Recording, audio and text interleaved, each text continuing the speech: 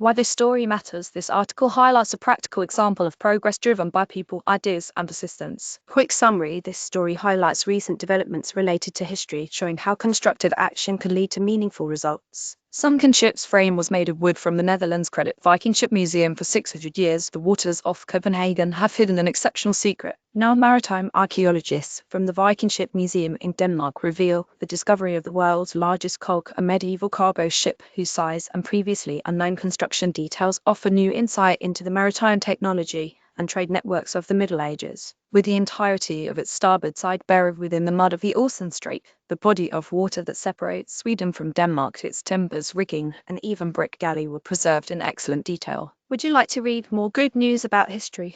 Denmark, archaeology, sailing, Sweden, and trades. The ship, named Svalget after the channel where it was found, measures approximately 98 feet long, over 25 feet wide, and 18 feet high, with an estimated cargo capacity of 300 tons. It represents the largest example of a cog ever discovered anywhere in the world. The find is a milestone for maritime archaeology, says archaeologist Otto Oldham, the leader of the excavation, in a statement.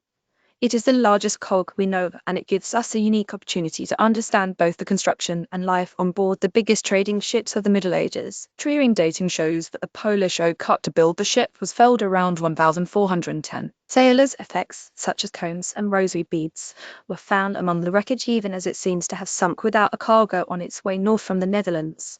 Cogs were the next step in medieval shipbuilding, above the clinker-built longboats of the Viking Age called knars. Cogs were larger, built to carry large cargoes of raw materials like timber, salts, and bricks, but could be manned by small crews all the same. Evidence of how we've come in the form of the preserved rigging buried along with the timbers in the mud. The rigging was the arrangement of ropes and pulleys that allowed the sailors and pilot to control, stow, and secure the sail. The Hans cog on sale in Kiel 2009 credit CC 3.0. Wolf and Frick, the remains of Svalget included a covered platform known as a castle deck, where sailors could hide from the weather. We have plenty of drawings of castles, but they have never been found because usually only the bottom of the ship survives, Oldham says. This time we have the archaeological proof. More medieval surprises. Exquisitely preserved 4,000 gaming pieces found in German castle offer snapshot of medieval pastimes. Remains of a brick-built fireproof galley, including 200 bricks and more than a dozen tiles, were also found.